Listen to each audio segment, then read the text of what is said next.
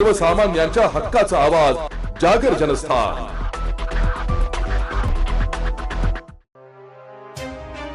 शेगाव शहर व तालुक्याकरिता असलेल्या क्रीडा संकुलाच्या जागेवर असलेल्या अतिक्रमणधारकांना अतिक्रमण काढण्याकरिता जिल्हा प्रशासन व न्यायालयाच्या आदेशान्वये जाहीर नोटीस देण्यात आली आहे।